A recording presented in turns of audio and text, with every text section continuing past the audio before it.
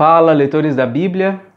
Hoje a gente vai ler Filipenses 4, é o último capítulo dessa carta, e Paulo começa a encerrar, vai caminhando para o fim, dizendo assim: portanto, meus irmãos amados e muito saudosos, minha alegria e coroa, sim, amados, permanecei deste modo, firmes no Senhor. Paulo está elogiando aquela igreja, por eles estarem permanecendo firmes por eles serem firmes no Senhor, e os encoraja a permanecer desta forma. Ele diz que a igreja é a sua alegria, é a sua coroa, no sentido de que eles são como que se fosse o seu prêmio, o prêmio do seu esforço, algo que ele tem como muito precioso para ele. E ele diz aí no versículo 2, rogo a Evódia e rogo a Sintique, pensem concordemente no Senhor. Provavelmente aqui essas duas mulheres podem ter passado por alguma questão entre elas, algum ponto aí de discórdia, então ele pede a elas que pensem concordemente no Senhor. Aí ele segue dizendo, a ti, fiel companheiro de jugo, também peço que as auxilies, pois juntas se esforçaram comigo no Evangelho, também com Clemente e com os demais cooperadores meus, cujos nomes se encontram no livro da vida. Então ele roga a que elas sejam auxiliadas, para que possam continuar trabalhando juntas. E aqui eu creio que um ponto importante por detrás aqui desses versos é a necessidade de um relacionamento bem construído na equipe de liderança na igreja. Ele está aqui citando algumas pessoas que trabalharam junto com ele, que se esforçaram, que cooperaram com ele, no meio desse grupo estava Evódia e Sintique. E para que o trabalho continue, para que haja progresso no serviço ao Senhor, é preciso que a equipe esteja funcionando bem. Haja um bom relacionamento entre os líderes, sejam homens ou mulheres, presbíteros, diáconos, servas de Deus que estejam atuando no meio da comunidade cristã. É muito importante que haja essa concordância. E aliás, essa ênfase já vem sendo dada. Eu não posso esquecer aqui do capítulo 1, quando ele diz no versículo 27, ele diz aí que ele quer que os crentes vivam de modo digno do Evangelho de Cristo, estejam firmes em um só espírito, uma só alma, lutando juntos pela fé evangélica. Então essa unidade precisa haver no meio da igreja, e sobretudo na liderança. A liderança de uma igreja precisa andar concordemente no Senhor. Aí o versículo 4, alegrai-vos sempre no Senhor, outra vez digo, alegrai-vos. Seja a vossa moderação conhecida de todos os homens, perto está o Senhor. Esses dois versículos, o 4 e o 5, eu tenho procurado levar a Rebeca a memorizá-lo. E já aconteceu de ela, de vez em quando acontece, dela estar emburrada, não ser muito sociável, e aí eu vou até ela e falo, vamos lembrar de Filipenses 4:4? Alegrai-vos sempre no Senhor. Outra vez digo, alegrai-vos. Seja a vossa moderação conhecida de todos os homens. Perto está o Senhor.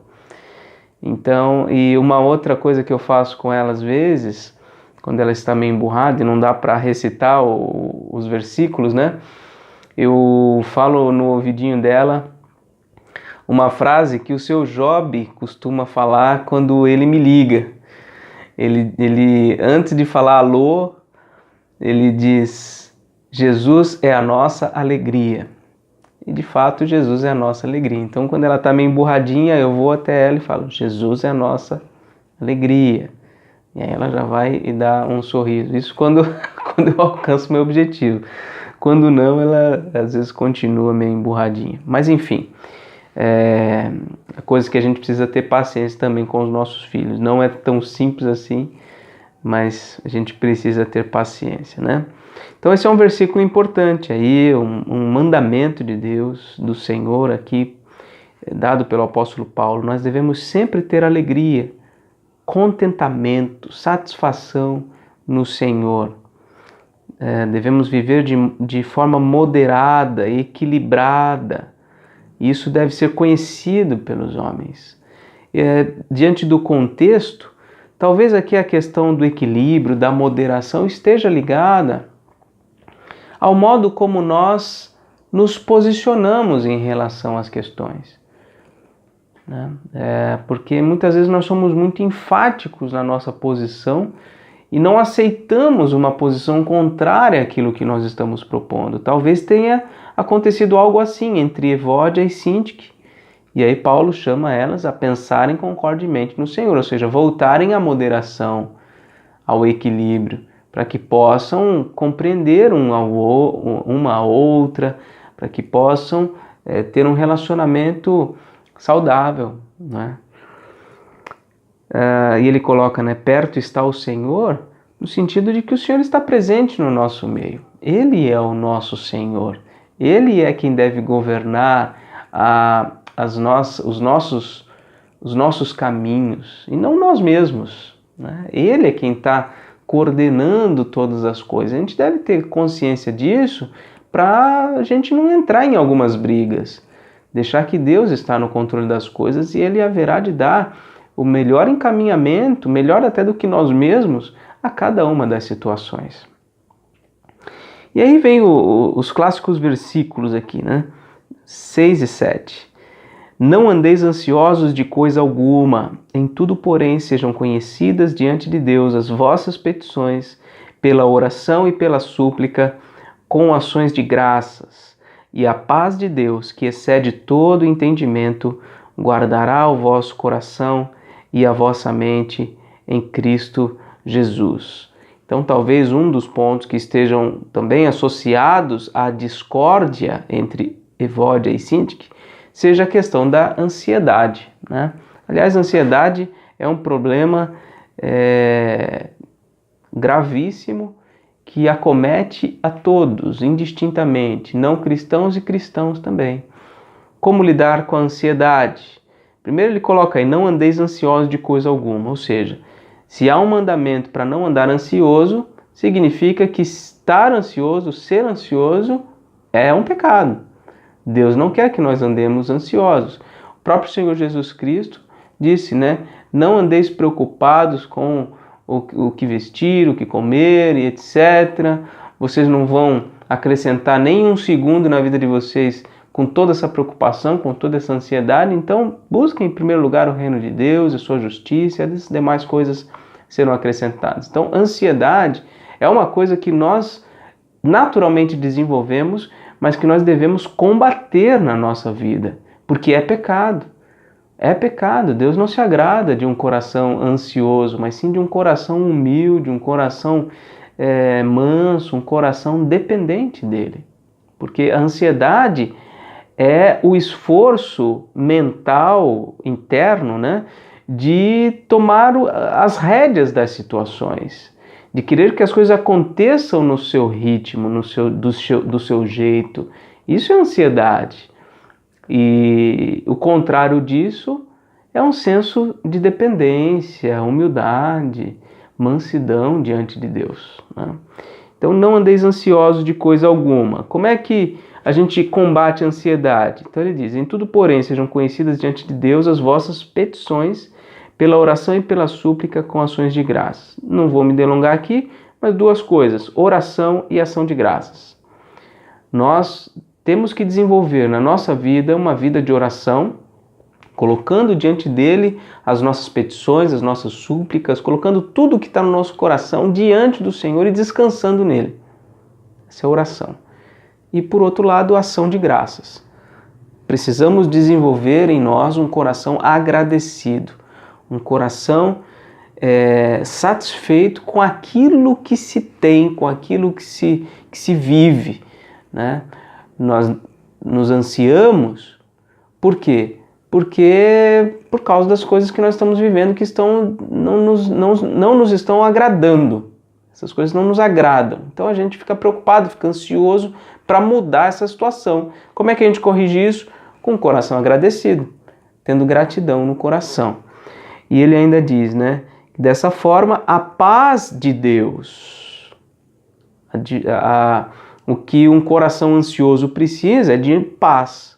A paz de Deus, por meio da oração, por meio das ações de graças, que a paz que excede todo entendimento, guardará o vosso coração e a vossa mente em Cristo Jesus. Então, oração e ação de graças.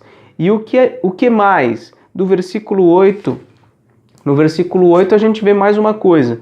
Finalmente, irmãos, tudo que é verdadeiro, tudo que é respeitável, tudo que é justo, tudo que é puro, tudo que é amável, tudo que é de boa fama, se alguma virtude há e se algum louvor existe, seja isso que ocupe o vosso pensamento. Então, se é ansioso, como é que você vai corrigir isso? Orando, desenvolvendo um coração agradecido, ações de graças, e ocupando a sua mente com tudo que está aqui. Tudo que é verdadeiro, respeitável, justo, puro, amável, de boa fama e coisas virtuosas.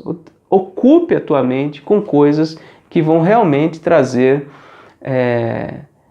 coisas que agradam a Deus. Leve o teu pensamento a desenvolver, leve a tua mente a desenvolver pensamentos sadios, pensamentos santos. Ora, se você é uma pessoa ansiosa e assiste televisão o dia todo, você vai continuar sendo ansioso. Se você é uma pessoa ansiosa e você fica freneticamente passando o dedinho no Facebook para conhecer o que se passa na vida das pessoas, você, com toda certeza, vai continuar tendo ansiedade.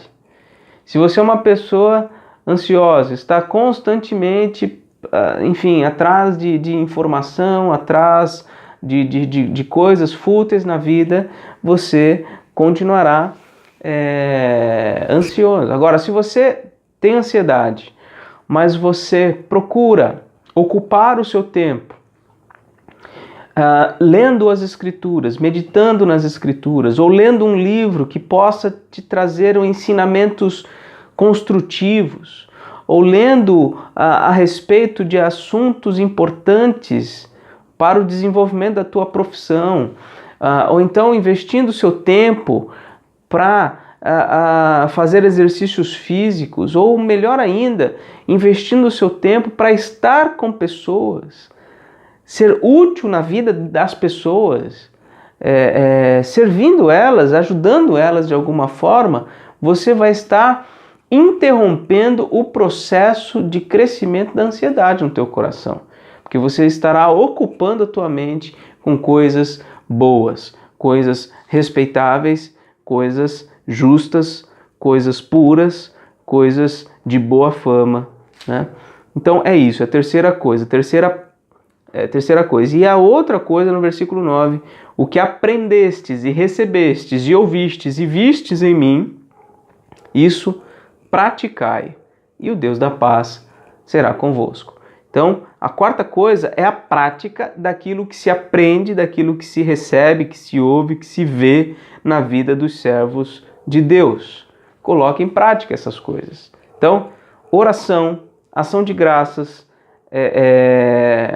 ocupar a mente com coisas saudáveis, aprovadas por Deus, e a prática na vida daquilo que se aprende, daquilo que se recebe, que se observa na vida dos servos de Deus. Ou seja, uma prática da palavra de Deus. Tudo isso, sem dúvida, vai ser um bom antídoto à ansiedade. Seguindo, versículo 10. Alegrei-me sobremaneira no Senhor, porque agora, uma vez mais, renovastes a meu favor o vosso cuidado, o qual também já tinhais antes, mas vos faltava oportunidade. Então, é aqui que ele fala algo que eu já antecipei, acho que no primeiro capítulo. A igreja de Filipos foi uma igreja que se associou com o apóstolo Paulo na missão que ele estava realizando. E aqui ele está dizendo que ele está alegre no Senhor, porque aquela igreja renovou o cuidado para com o apóstolo Paulo. Algo que eles já tinham antes, mas que faltava oportunidade, ou seja, eles já queriam ter ajudado antes. Queriam já ter renovado esse compromisso de assistência ao apóstolo Paulo antes, mas não tinham tido oportunidade. Não sei, talvez não havia ninguém que pudesse ir até ele para levar algum donativo, para estar com ele durante um tempo, prestando alguma assistência. Talvez não houvesse essa pessoa. Mas aí, nesse contexto, alguém é levado a ajudar Paulo e renovando assim o cuidado da igreja. Porque é sempre uma igreja que faz o envio, que sustenta aquele que está na missão lá em outro lugar, né? Versículo 11. Digo isto não por causa da pobreza, porque aprendi a viver contente em toda e qualquer situação. Tanto sei estar humilhado, como também ser honrado. De tudo e em todas as circunstâncias já tenho experiência, tanto de fartura como de fome, assim de abundância como de escassez. E aí entra o versículo que todo mundo conhece. Tudo posso naquele que me fortalece. Então, ele não está alegre simplesmente porque aquela ajuda da igreja vai tirar ele da pobreza. Não é por conta disso. Ele está dizendo, eu já sei viver na pobreza, eu já sei viver na fartura, eu já sei viver de todas as formas, já tive experiência com tudo e eu posso suportar tudo naquele que me fortalece. Então a minha alegria não é simplesmente por estar tendo um certo alívio na questão material aqui na ajuda em relação às minhas necessidades, né? A alegria que ele tem é em ver a igreja associada com ele. Ele diz no versículo 14, todavia fizestes bem, associando-vos na minha tribulação. Então, aquele donativo, aquela ajuda, ela alegra o coração de Paulo, não pela espécie em si que chega até ele, mas por ele saber que há uma igreja que o acompanha, que está junto com ele, que está sofrendo junto com ele e que se importa com a obra do reino de Deus, né?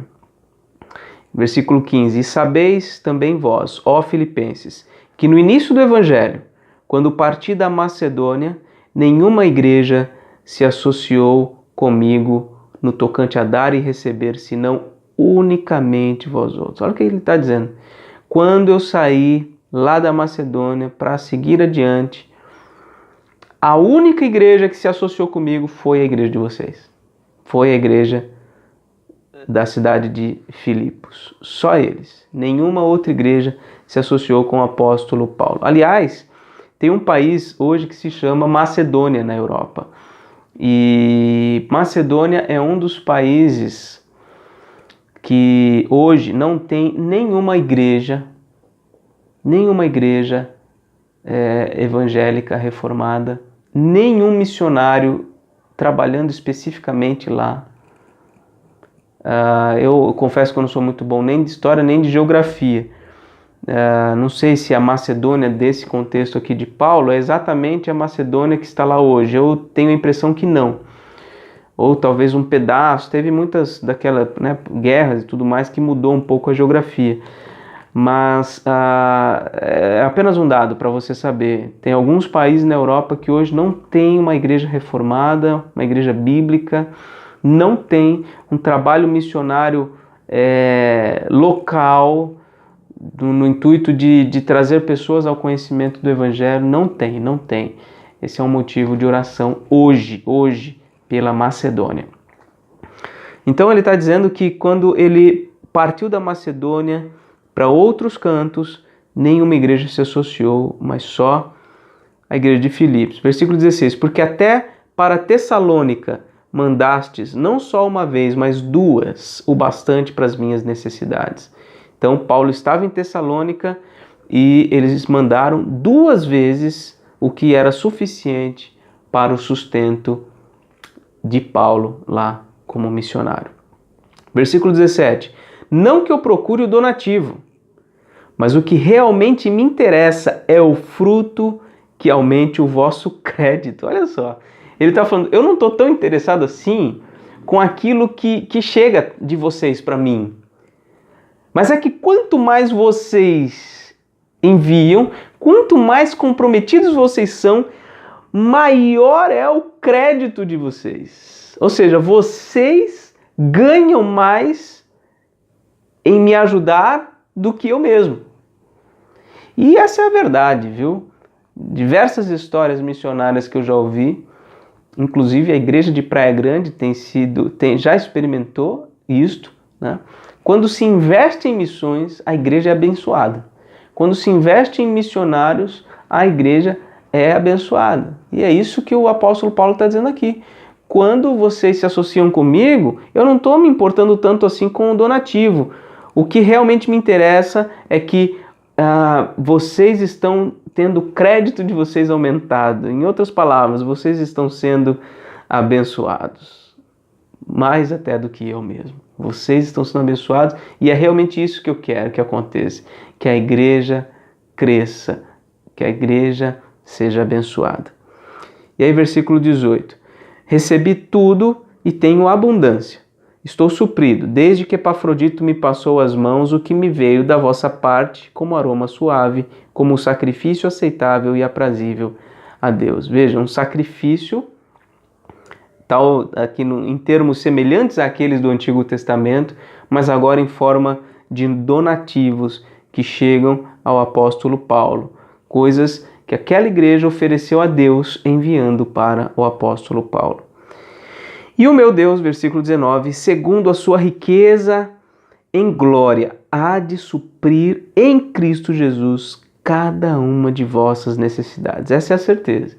Quando a igreja se associa com a missão que está sendo realizada no mundo, com toda certeza, Deus há de suprir em Cristo Jesus as necessidades da igreja mantenedora. Ora, a nosso Deus e Pai seja a glória pelos séculos dos séculos. Amém. E assim ele termina a sua carta. E uma saudação final. Saudai cada um dos santos em Cristo Jesus. Os irmãos que se acham comigo vos saúdam. Todos os santos vos saúdam. Especialmente os da casa de César, o imperador aqui. Paulo, na prisão, evangelizou os da casa de César. Teve oportunidade ali em Roma de anunciar o evangelho. Quer dizer, o evangelho, como ele próprio fala, o evangelho, eu estou preso, mas o evangelho não está preso. O evangelho é poderoso para salvar e ele vai salvar pela influência dos seus servos, onde quer que eles estejam.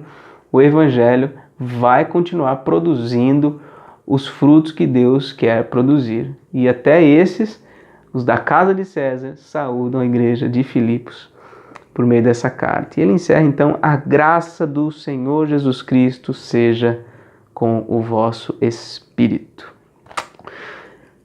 Rapidinho, né? Em 4 dias a gente leu e meditou na carta de Paulo aos Filipenses. Amanhã a gente continua. Se Deus quiser, um grande abraço.